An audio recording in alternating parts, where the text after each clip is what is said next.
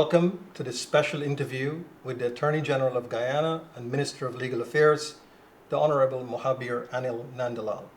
We're here to unpack fact from fiction in an extradition case that has got the country talking. And there's been a lot of talk. So I wanted to start by asking the Attorney General of Guyana, you have an obligation, a duty to legally represent the citizens of Guyana, but also to ensure that our country abides by its international legal obligations. How do you balance between the two? Thank you very much, Nazim, for inviting me to this studio to speak once again on the important issue of extradition. As you know, there is an extradition request that is being prosecuted in Guyana from the United States government to the government of Guyana. And it has, as you have correctly asserted, attracted great public commentary. How do I balance the competing interests?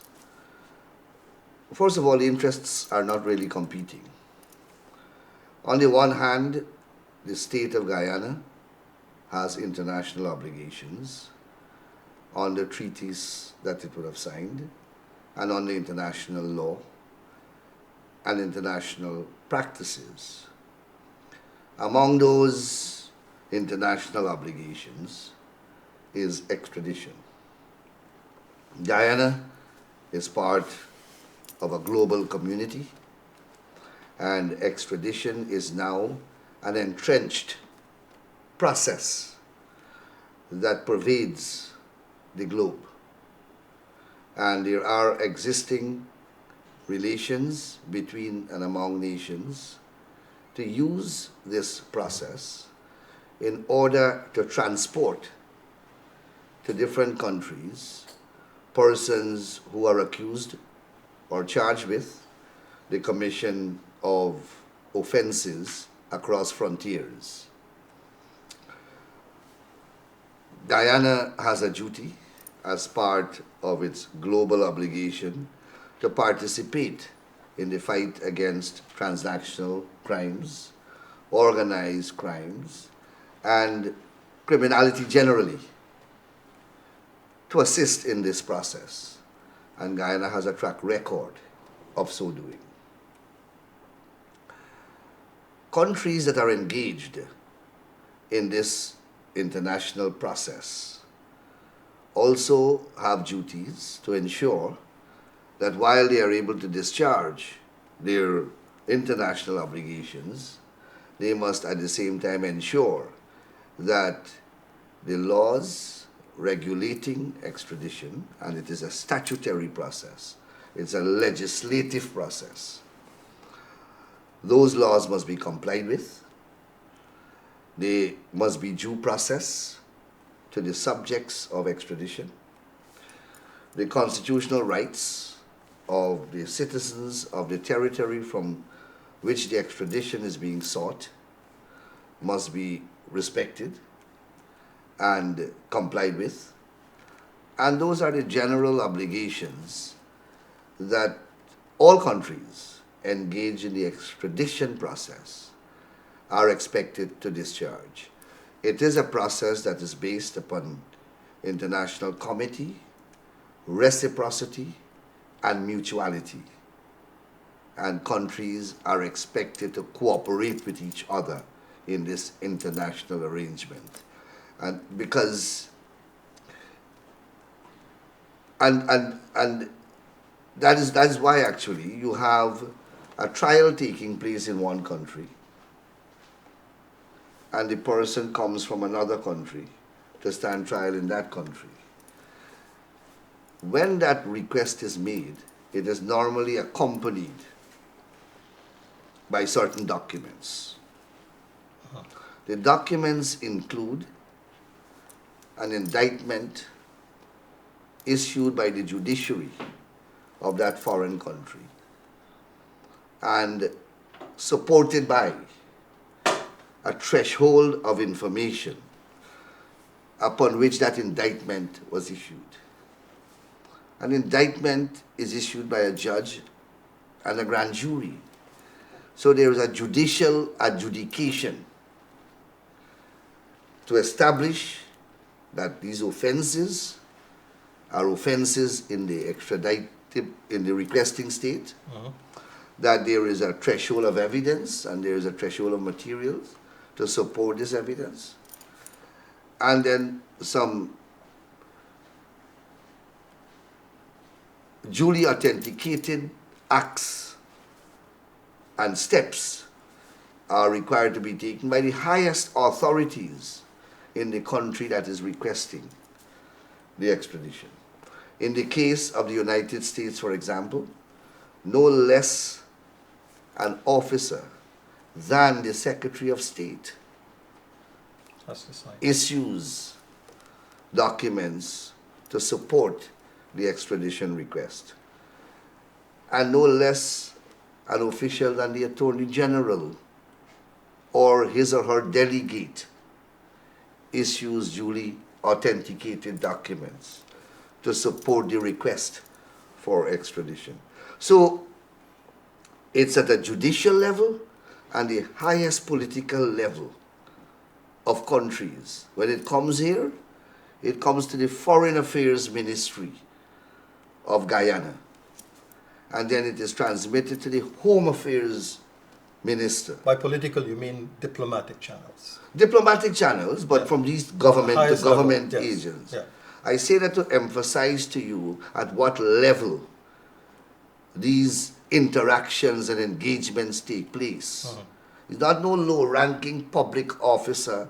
It's the highest echelon of the governments that are engaged. They are engaged in this. Right? And then when it comes to the Home Affairs Minister in Guyana, there is an examination to see that there are a couple things that must be complied with, and then a decision is made to extradite. The perception is that that our courts here have to. Well, let me ask it this way: what is the threshold of evidentiary material, or documentary material, that our courts are they weighing it? What are they doing? First of all, before I get to that question, extradition is not a complicated process. And the more the law evolved, the more relaxed the process has become. For example, all the case law authorities say very clearly, and case law authorities that emanate from all over the world, they say, for example, that the treaty must not be technically interpreted. It must not be interpreted like a legal instrument, but like a contract between two states. In other words, legalese must not complicate and unduly legalize the process of interpretation of the treaty. It must be interpreted in a manner to promote extradition, promote the objectives of extradition. That is to say, to bring fugitives to justice across international territories, across international boundaries. The same principles apply to extradition legislation, because normally there is a treaty and there is an accompanying legislation governing the process.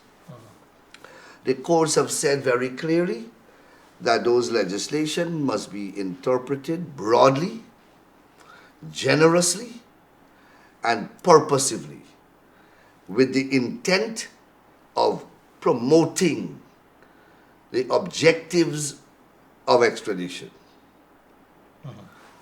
So that's the first point I want to make.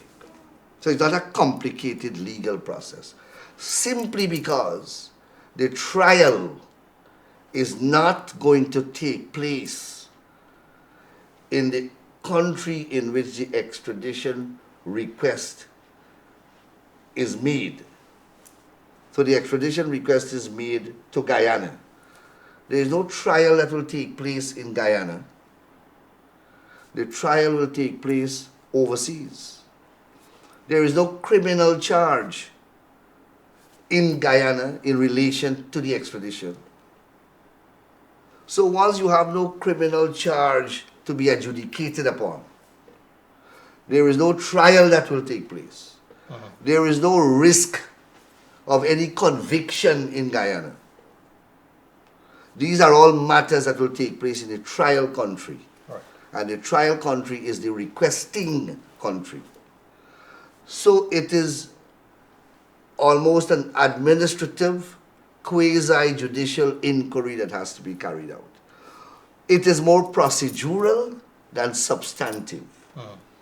It is to ensure that certain safeguards are met,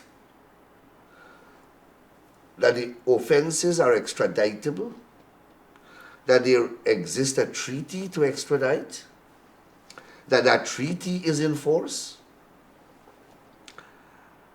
and that there is some material that satisfies the test for extradition.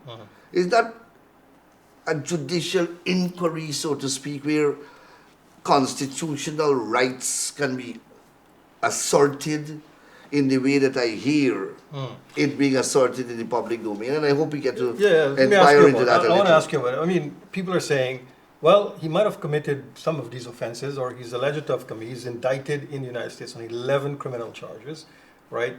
And those are, wire fraud, mail fraud, and all of these things. People are saying in the media in Guyana, in social media, the public, that these are not indictable offenses in Guyana. These are not criminal charges in Guyana. So this idea is floating around of, I think you call it dual criminality, where in order to extradite him, those laws must exist on our books in Guyana. That is a tremendous misconception. Let me read. That's why I work with the Fugitive Offenders Act, which is the governing legislation on the matter. And there's a section in this act that speaks directly to what is an extraditable offense. So let me go through it, at least the relevant portions of the section. Sure. For the purposes of this act, an offense of which a person is accused or has been convicted in Guyana or any other Commonwealth country or treaty territory shall be an extraditable offense where the act or omission constituting the offense, however described, constitutes an offense and is punishable with death or imprisonment for life or a term of not less than 2 years under the law of Guyana and of the Commonwealth or treaty territory making the request to the government of Guyana for extradition. Okay. Is that not clear? It's clear. Now, it's an offense however described. And there's another conditionality that it must carry a particular penalty. The offense that these persons are charged with in the United States are largely money laundering offenses. They are charged with transporting through the American system gold, and in so doing they have committed a series of fraud using the American financial system to do so. Right. If those offenses were committed in Guyana, are they not chargeable in Guyana? For sure. Yeah. So that is why the law says, however described, using any process, whether it's mail, whether it's wire, whether it's the people's banking sector, whether it's their financial system, once you pass it through their system and you are committing a fraud in so doing. What is a fraud? You are gaining money by a dishonest means, and that dishonest means is unlawful. That money becomes unlawful. That money becomes money laundering money. Money laundering is always is dependent on a predicate offense. Once you commit an offense and you get unlawful proceeds, those proceeds automatically constitute money laundering. And these different fraud that are being committed are components of fraud themselves, and they're components of money laundering. Uttering forged and false documents, obtaining money by false pretenses. You're pretending this thing values so much, but it doesn't value so much. The ordinary public out there listening to me are aware of those offenses in Guyana. Yeah. They are fraud in its various kindred form. However you call fraud, whatever you call it, that's why the language of the law says, however described. Once it is an offense here and an offense there, that is all. We have an anti-money laundering, countering the financing of terrorism legislation here that creates nearly 100 money laundering offenses in all manner, shape, and form. We have an expansive statutory framework that criminalizes fraud in all its tenets. And in either or in each of these elements of fraud or the money laundering, the penalty is more than 10 years. More than 2 years, sorry. And that is the minimum requirement. So the thing is, Nazim, I also hold the responsibility ministerially for Guyana's anti-money laundering framework. And this is a global network. And that is why money laundering now, the focus is directed mainly to transnational crimes, organized crimes, smuggling, money laundering, trafficking of cocaine, moving of illicit proceeds across borders. That is the new and modern focus of money laundering. And you're using an international financial system to do so. What you are doing, you're contaminating that international financial system.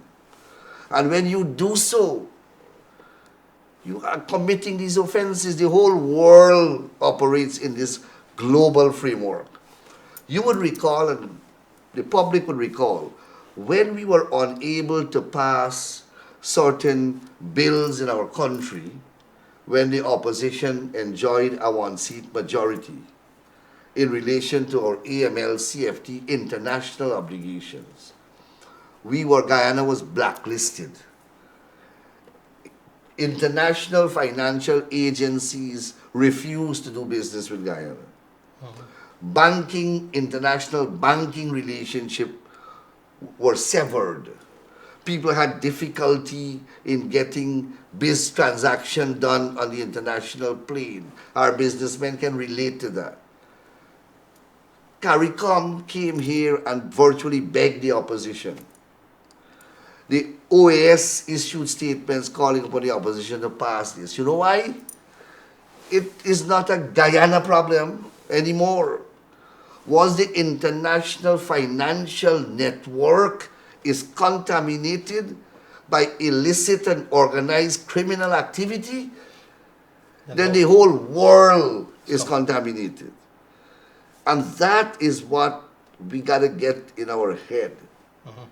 This is not a minor fraudulent offense about not declaring customs duties or not paying the right customs duties. This is the trade or the movement of gold. And you're using the American Customs Department that was basically forged and other documents apparently were put to. The American system was involved. And that's why the Americans got involved. But it's bigger than that. It's a global system. It's the integrity of the global system. Global system. If you compromise that integrity, once you compromise that, then the whole system collapses. Then the whole system is affected. Yeah. So the international nature of these transactions have to be appreciated. There is a great intent and effort to diminish the importance of it and make it national. Yeah. It is not national. It is international. I hear people say, but the Americans didn't lose any money. Yeah. It is not about that. Yeah. Money, look, you have cases where persons in Barbados are conspiring to send cocaine to the United States. The conspiracy was just completed. Not a gram of cocaine has left Barbados or entered America in relation to that. Yet the people were extradited. Yeah. The thing happened in Barbados. The conspiracy happened in Barbados. The cocaine was in Barbados. It didn't leave to go anywhere. Wow. They got cases out of, I read a case from Thailand, from Hong Kong actually. The conspiracy to export the cocaine to the US occurred in Thailand. The man traveled from Thailand to Hong Kong to receive payment, and he was nabbed in Hong Kong. Nothing reached America. It was just an agreement. And they were dragged to the United States. These cases reach as far as the Privy Council, and there were pronouncements to this effect, that this is no longer a localized matter. These are international crimes. They cross and transcend several international borders. They pollute a global financial framework and network that affects not a single country, but multiple countries. Yeah. So that characterization Yes, right. and the true nature of what these offenses are have to be appreciated. This is not murder or anything close to that. This is international crime. And I say murder because people consider that to be the extreme of offenses. Yeah. On the international stage, these types of offenses are even more serious than those homicide where one person dies. This here affects Yeah. the public at large. And when I say public, not the public in one country, but the global community. And it also affects us because when that system collapses as a result, let's say we fail to uphold this extradition, right, is that we're sending a message to the international community that we no longer want to play by those rules. That is exactly the signal that unfortunately was sent when our parliament, in which the opposition enjoyed a one-seat majority, voted down bills that were intended to meet our financial international obligations. That's exactly the position what the world took in relation to Guyana, that we are a pariah state. We are a state that is encouraging illicit crime, illicit proceeds, organized crime, money laundering, drug smuggling, because why else would you not want to comply with what every country in the world is complying with and what we have accepted by signing on to conventions as the acceptable behavior to which we will subscribe. You see, that is why I said this thing is based upon reciprocity, mutuality, and comity. And we all of us have phones now with capabilities to Google. Sometimes I see people writing on the comments that I use too much big words. But just type in those words. Yeah. I can't find a smaller word to explain. How about comity? You can find a smaller word for that. No, comity is five letters in that word. It's a very small word. It means respect among nations. Right? Thank you. It's as simple as that. So and mutuality means you do for me, I do for you. Yeah. Reciprocity means the same thing. You help each other. So when the papers come, they having been duly authenticated Meaning that it got a court stamp in America. It got the stamp of the prosecutor. It got a stamp of the judge. It got a summary of the evidence that they heard and they made a finding. Then the Attorney General of the country is putting his stamp. Then the Secretary of State is putting his stamp. When all those stamps and all those papers come to your country, you can't begin a process that would seek to impugn the validity of those documents. That's not what international comity is. That's not what reciprocity is. When we make requests for extradition, the same documents we send to the United States, we made requests for extradition for Marcus Bisram. We went through the same process. Magistrate, DPP, clerk of court, they put the stamp on. The Home Affairs Minister put her stamp on. The Foreign Affairs Minister put their stamp on. And when it went to America, the Americans acted upon it. They did what they had to do in America, and they sent Marcus Bisram home to stand trial for whatever the request was for. And I'm happy that many people can relate to that example.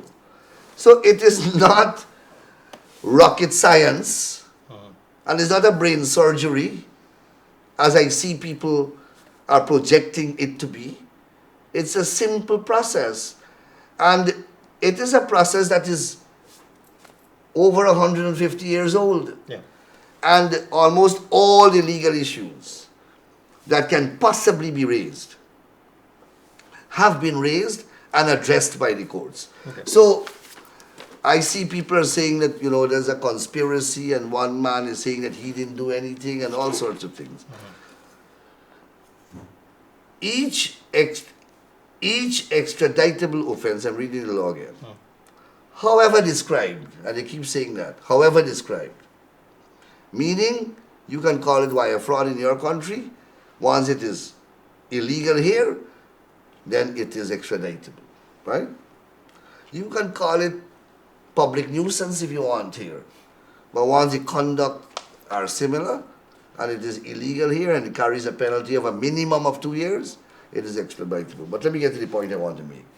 Each extraditable offense, however described, shall be deemed to include the offense of attempting or conspiring to commit, of aiding and abetting, counseling, commanding or procuring the commission of, or being an accessory before or after the fact of the offense. If you read those indictments, you will see the word conspiracy right through. So it includes all of that. Right. Right? Right. All of that extraditable offense includes the cohate, which is the complete offense, as well as the incohate. Incohate means there's an attempt or an agreement to commit. And if you are not the principal offender, but you played a secondary role, it caters for you as well. Aiding and abetting, counseling and commanding. That's what those words mean. And you can do it after the offense or before the offense. That is what accessory before the fact and accessory after the fact means. I say that, Nazim, for public consumption, so that, we can at least avoid the volume and volume of misinformation that I see being permeating, dominating, and polluting our public spheres. One that I want to ask you about before we get too far ahead of ourselves is the GRA withdrawing the charges against the Mohammeds. People are saying, well, it wasn't political, why are you doing that now? Because there's a perception that if those charges were still on the books, that it would delay the speed with which the extradition might be carried out. All right. I hear this issue of political being bandied about all the time. And I try to deal with it at the last sit down I had on this matter. But let me try again from a different angle. As I said before, these charges have a date that they span from 2017 to 2024, right? On the documents themselves, they say that the investigation began since 2010, right? The two subjects of the extradition requests were not politicians when these things happen. The offense that is charged are not political in nature in any form or fashion. How the political argument came about? You know how it came about? It is after the sanctions came from the United States government and after it was clear that extradition requests were to follow, one of the subjects entered politics. It is he who made it political. And now he puts up politics as a shield. He made a conscious decision to get into politics knowing that this was coming. And then say that, so if there is any politicization, it is from the subject or subjects themselves. They introduced politics. It's they who entered into the politics after. Is that it? It was, and when you read up on what political driven extradition is that the requesting state, because that is where you're going to be prosecuted. You're not facing trial here. So it is there that the politics ought to be emanating. I don't know that they are involved in American politics. I don't know that they are engaged in any political process in the United States. It's the United States who is asking for them. So if political reason is to be advanced, the reason has to be associated with the United States government. Let them say what political relationship they have with the United States, what political cause they are opposed to in the United States. I don't know of any. Right? It is an accepted principle, a very self-evident and established principle of extradition law, that you have to adjust domestic arrangements to accommodate extradition. All countries are required to do it. And is it part of this? Yes, it's part of this. It's part of our treaty. I saw someone posted Article 4 of the treaty that expressly says that you have to adjust your domestic affairs. Because you can't proceed, though there are offenses in both countries, you can't proceed in both countries with the same or related offenses. These charges were filed, I think, before the extradition request came, right? And that's, I think that's in the public domain already. Yeah. The extradition request having come, you now have to adjust your domestic arrangements, because they cannot be prosecuted at the same time for the same type of offenses. But something I want to make clear, because I see this also being peddled in the public domain, that Guyana is giving up the taxes that would have been the subject of these charges. These charges are of a criminal nature. One can go to jail and you will still not recover the taxes, right? The penalties involved here is either treble the value of what you tried to evade, or a term of imprisonment. That's a penalty. So if you serve the term of imprisonment, the taxes go. So these charges would not have yielded the taxes anyhow. There is one thing that we must understand, is that the state's ability and power to recover taxes is second only to its power to protect and defend itself.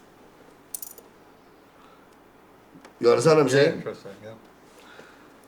Its national interest is the only superriding power over a state's ability to collect taxes. Taxes are the lifeblood of a state. And every single country in the world have a panoply of powers to get taxes. So the state of Guyana has a repertoire of remedies available to ensure that taxes that are outstanding are paid through various legal processes. One doesn't have to jeopardize an extradition process to get that. And from all indication, the state will move in that direction. There's an assessment already done to the tune of 191 billion. That assessment has its own legal process of how those monies are going to be recovered. The other side has to participate if they wish, and that's a process that will travel a different road, and the law permits that. You see, that is why this sit down is important, to clarify for the public all these misleading and confusing views that are being peddled, some out of ignorance, obviously, but some, I believe, are deliberately done. So next week, they return to a magistrate court, I think the 10th. That's Tuesday or something. What is your assessment of where this goes? Some people are saying we're going to go to the High Court. That's where it's going to end up going. There's going to be constitutional challenge. There's going to be this and that. Yes, I heard all of that, all of those arguments. So the other thing I want to make clear is that the prosecutors who are appearing in this matter are representing the government of the United States of America. That fact is not yet appreciated. Well, no, let's stop there. I've never heard that. That is the case? That is the case. The Jamaican lawyers, very seasoned veterans, are representing the interest of the government of the United States of America, not Guyana. It's an American request that they are prosecuting. Well, you see, I spoke about mutuality and reciprocity. If they didn't come, the DPP of Guyana would have had to perform that function. That has been the practice in Guyana over the years. Okay. When we requested the extradition of Marcus Bisram, we didn't send lawyers in the United States. The United States Department of the Attorney Office represented the interest of Guyana in getting Bisram to come here. In the same way that the DPP of Guyana would have represented the American interest if these three lawyers were not selected to represent the U.S. interest. So that I want to be understood. In Trinidad, for example, different lawyers are retained to represent the U.S. interest. I'm sure I read in the local media here that these lawyers are representing the government of Guyana. No. They're representing the interest of the U.S. And the lawyers here, the defense lawyers, are representing the interest of the Mohammeds, the subject of the... That's what I'm telling you. The state of Guyana, I don't know why people are dragging the government into this. Right. The state of Guyana got to ensure that the extradition process works in accordance with our treaty obligation on the one hand, our international obligation, and our legislative provisions. That is the state's duty in this matter. So what? That is why I saw the Vice President rightly putting up Marco Rubio's signature on a document. Yeah. Because the impression that is being conveyed, it is that these people are being persecuted by the government of Guyana for political reasons, when it has nothing to do with the government of Guyana. And I hope that I know I can't, I know I will never succeed in convincing the keyboard warriors who are representing a political cause. I will not be able to convince them because they have their own narrative that they're pushing. But I'm speaking the law, and I'm trying to address the minds of objective listeners and viewers. I have two more questions. One is, what happens now? Does this process illegally, where do we go from here? You mean legally? Yeah, legally. I thought you said illegally. No, legally. Where do we go from here? Okay. So, the magistrate has already ordered disclosures. When the lawyers appear in court, those issues will be addressed. The defense, or the lawyers who are appearing for the subject persons, have to be given the documents because they have to study them and so on. So that process will undergo, and then the hearing of the committal proceedings will begin. I want to address one issue because a lot of, there's a great lawyer named Rex McKay, senior counsel. He's no longer with us, unfortunately. And he had a term to describe persons who like to talk law but are not qualified. And I'm not being facetious and disrespectful, but we used to call them bush lawyers. We have a lot in this country, and even some lawyers who have certification to establish that they are lawyers. Sometimes they remind me of bush lawyers, and I say so with respect. So I heard all manner of constitutional violations are being alleged, and the constitutional process will be invoked. I want to make something very clear. The Constitution accords rights and freedoms to citizens and non-citizens of Guyana. But we have to examine what those rights and freedoms are. The ones that are being bandied about here, that are being violated, have no application to these proceedings. This extradition proceedings, by all the judicial pronouncements, by all the courts in the world, are described as sui generis. It's of a special kind. They're not criminal proceedings, so to speak. It's an inquiry to determine a couple of objectives, and then the criminal process will begin and end in the country where the trial is fixed. So our Constitution speaks to a right to a fair trial, a right to be afforded a hearing within reasonable time, a right to be presumed innocent. But those rights relate to persons who are charged for a criminal offense and who are going to be tried here for a criminal offense. These persons are not charged in these extradition proceedings with any criminal offense.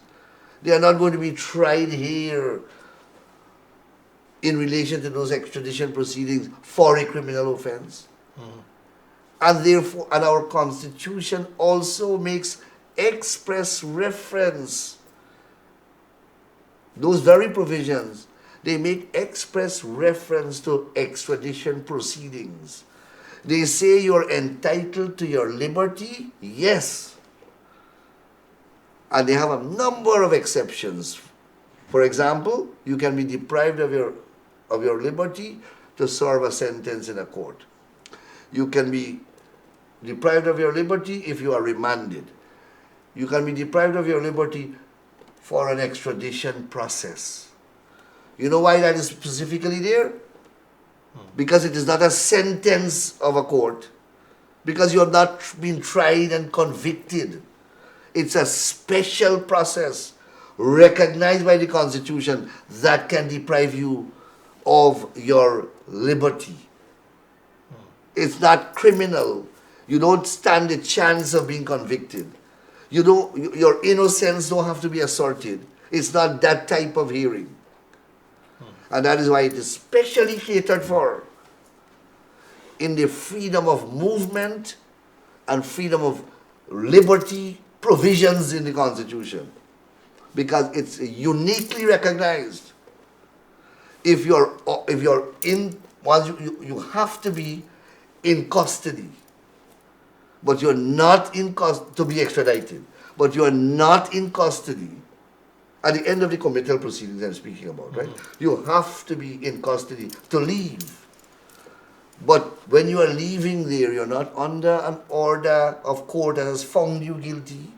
You're not under a remand while you're facing a charge in Guyana because you have not been charged. And because of the uniqueness of your status as an extraditee, the Constitution had to make a special provision for you. Right? These things have to be appreciated. So, a big spectacle is being made of what is a simple process. Of course, lawyers have tried, not only in Guyana, all over. First of all, the succession rate of extradition is very, very, very high. I want to ask you about that. That's my last question. Okay. So a lot of cases have taken place in Guyana. If this was John Doe, nobody would have paid attention to it. It would have gone through the courts. It'll happen, maybe an article or two. But this is a high-profile case. So tell me what precedent, what cases have come before this, like this, or similar in nature, that have taken place. You once said it was routine that these things happen in Guyana. We have cases in Guyana that traveled all the way to our Court of Appeal on extradition. And a multiplicity of issues that I'm hearing being raised now in the public domain have already been determined by our court. Whether the offenses are extraditable, whether the treaty makes a provision for certain things that they say the treaty should make provision for, all manner of things, whether constitutional rights are violated. So we have a mountain of case law. We have a mountain of cases. Recently, there was a beautiful decision given under the previous administration.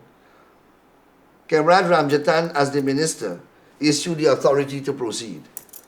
And the person was extradited to the US, and they had proceedings in the court, and we have two beautiful written judgments from two judges who are now Court of Appeal judges. One is the current Chief Justice, Lavindra Singh, and one is Justice Juan Barlow. Some of the lawyers who are in this case have appeared in that case. And they raised all types of objections. All were rejected. So there is no paucity of case law authorities in Guyana.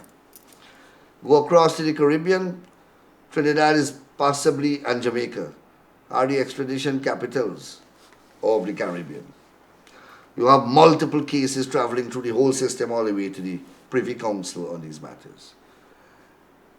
Barbados have several, including pronouncements from the Caribbean Court of Justice on these matters.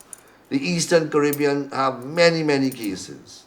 In fact, what the Privy Council in particular have said is that you don't interfere with the committal process by interjecting technical, procedural, or constitutional challenges.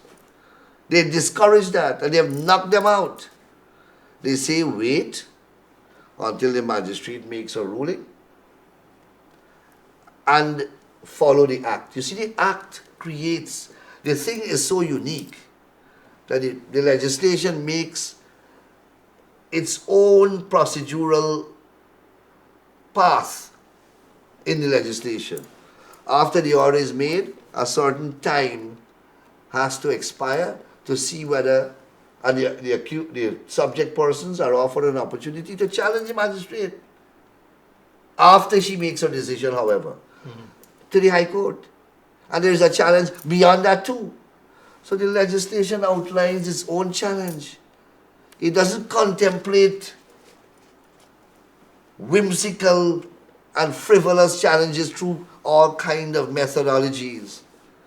And the authorities, as I said, are now legion on these matters. They are plentiful. And they have said, look, don't try to interfere with the process. You will get your chance. Wait till the process is completed in the magistrate court, then challenge. And that's why almost every single attempt to interfere with the process as it is continuing in the magistrate's court, or to stop that process by introducing some hiatus to go up to another court, has failed. Almost every attempt that I know has failed. So it's not a complicated process. The magistrate has not a heavy burden. The prosecution doesn't have to establish much. The defense doesn't have much to do other than to ensure that the law, the safeguards that the law provides are accorded to them, that the provisions of the treaty are observed, and when the process, as it came through the government, it goes back to the government for the final rites to be performed, for the extradition to take place. That's the process. Yeah. Once it completes this judicial journey, it ends back at the desk of the Minister of Home Affairs to make the final determination. Mr. Nandlall, it's always wonderful to talk to you. I learned so much when I talk to you, and this discussion is no exception. Thank you very much. You're welcome. Thank you.